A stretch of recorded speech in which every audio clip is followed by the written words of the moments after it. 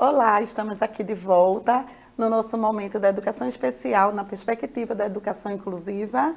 Eu sou a professora Ivânia França e este é o meu sinal.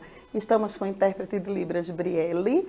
Como eu falei, continuo aqui com esse trio maravilhoso da educação infantil. Você que perdeu o primeiro momento, vai lá e acessa para poder assistir. Foi cada momento uma troca maravilhosa, tá? Mas vamos nos apresentar novamente, porque você pode ter perdido o primeiro momento, tá certo? Eu sou a professora Janaína, faço parte da equipe da Educação Infantil da EMAD, Escola Municipal para Aulas Digitais, e o meu sinal é esse aqui.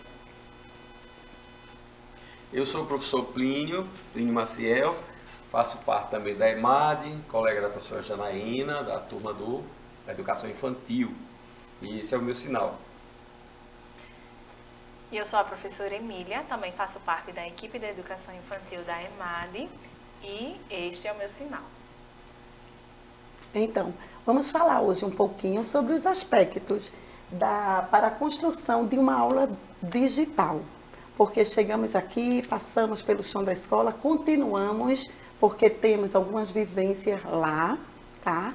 Mas como foi essa construção, esse olhar, essa organização para contemplar esse estudante com deficiência? Não só o estudante com deficiência, porque o trabalho é voltado para todos, mas que precisamos ter esse foco, esse olhar, para que esse estudante ele seja contemplado, ele seja visto, ele seja percebido, ele sinta prazer em participar dessa aula. Então, como é que eu vou estar preparando o material? Como foi que a educação infantil teve essa preocupação de estar atendendo a especificidade dessa modalidade, que é a educação infantil? Será que muito colorido, muitos brinquedos, muitas informações, será que estaria contemplando esse público-alvo da educação especial?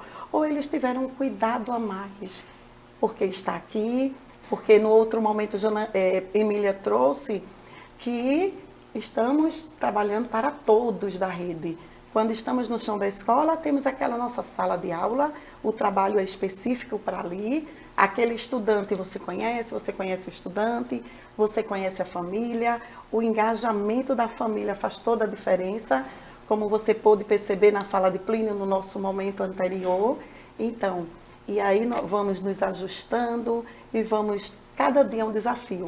Acredite que cada dia a gente aprende, cada dia a gente ajusta para poder contemplar esse estudante. Mas aí eles vão falar um pouquinho como foi essa arrumação, como foi essa organização para contemplar esse estudante que está aí do outro lado e que eu tenho certeza que eles amam quando esses três estão na tela, porque fazem a diferença. Esse trio é maravilhoso. Se você, professor do AE, você, professor da sala regular, que não está na educação infantil, não tiver oportunidade de assistir, então, assim, aproveite, porque é um material brilhante e que com muito conteúdo significativo. Vamos lá, a gente fala assim um pouquinho como foi essa construção, esse cuidado para poder contemplar esse estudante que está do outro lado. Quando vocês utilizam só o corpo, vão falar como é. Será que a gente pode... Como é essa organização? Eles vão falar um pouquinho. Quando usa slide, como é que é esse cuidado? Vamos começar pelo corpo, né? Então, vamos lá. Quando a gente fez essa migração da sala de aula para o digital, a gente teve que ter uma preparação. Então, como se portar diante das câmeras, nunca ficar de lado, o que mais? A nossa entonação, a entonação da nossa voz, a postura, porque assim, o nosso corpo fala e a gente tem que criar condições para que todos, né, tenham acesso ao que a gente está transmitindo. Então, a primeira coisa que a gente foi trabalhar esse nosso corpo, até quando a gente vai realizar uma atividade, de maneira que a gente não fique de costas. Uma posição que todos consigam visualizar. Não ficar de costas, nem de lado, que a criança que está assistindo, né, tenha condições de assistir perfeitamente. Visualizar o todo. Visualizar o todo, o que é que está acontecendo. Ainda no corpo, a educação infantil, ela Sim. busca muito experienciar, né? Momentos para experienciar. Então, a gente traz muitas atividades para que a criança possa experimentar mesmo, vivenciar as atividades. Aí vamos partir agora para a parte do momento da história. Deixa eu só completar a fala sobre o corpo. Certo. E a gente segura aí a história. E aí, nessa coisa toda que a professora falou, a Emília completou aqui, né, de articular mais, tem essa vivência, é nossa também. A gente vive com muita verdade, com muita força, esse movimento, né? É o momento do movimento. Então a gente, se for para brincar, brinca mesmo, se for para jogar, joga mesmo. Se for um joguinho de tabuleiro, a gente posiciona ele de uma forma que chegue lá nas casas, né? Maravilha, Isso. perfeito. Que nada seja omitido ali, né? Não é uma encenação, É uma vivência. é uma vivência mesmo. A gente brinca, acontece às vezes de um cair, é aquela queda de verdade, né? De E verdade. com vocês a história. Pronto, voltando para a história. Então, com relação à história, a gente tem uma preocupação.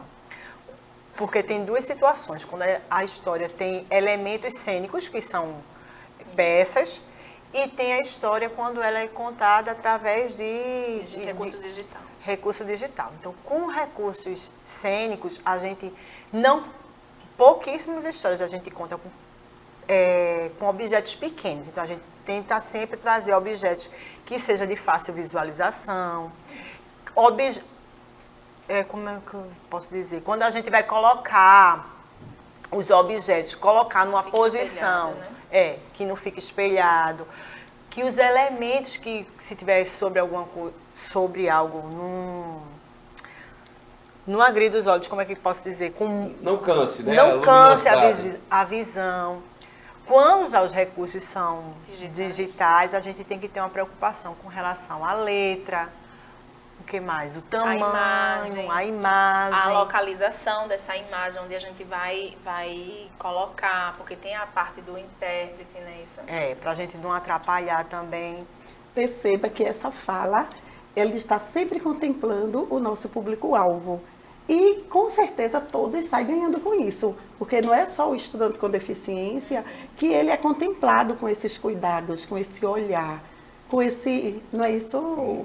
É verdade. Mas aí já usamos miniaturas e a gente tem uma câmera que vem foca, não é? focar, né? E a gente pede, olha, eu vou começar a história, mas aí você traz um foco aqui para essa zoom, casa. né? Faz um zoom maior. Que a gente já utilizou peças pequenas, mas aí tem aquela câmera auxiliar que ela vai lá trazer aquelas pecinhas, aqueles bonequinhos, aquelas coisinhas que a gente... E o estudante é contemplado. Não é isso? Isso, Porque a conta com preocupação...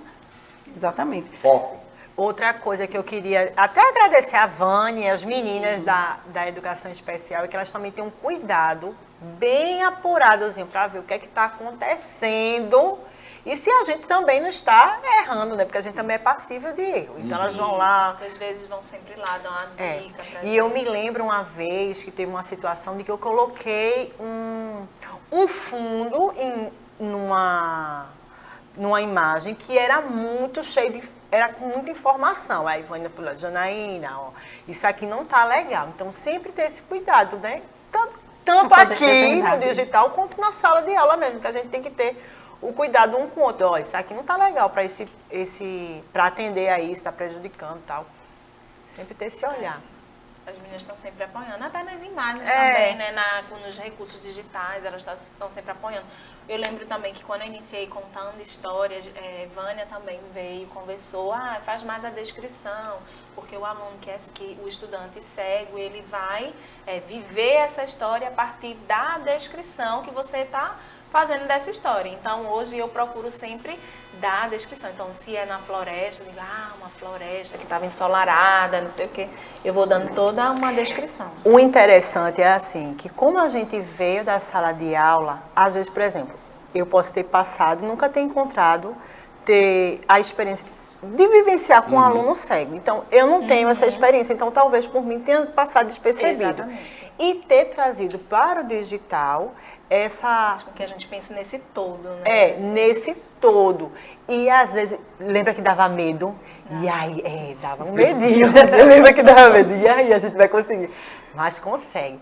E também assim, porque como a gente tem que atender a todo mundo, então a gente tem que ser o mais... E quando a gente procura atender a todos, é como Vânia disse, né? Todos são beneficiados, né? Isso. Percebe que esse trio é espetacular, é um desafio atrás do outro, mas ninguém foge do desafio. Estamos aprendendo, estamos trocando, aprendo demais com eles também.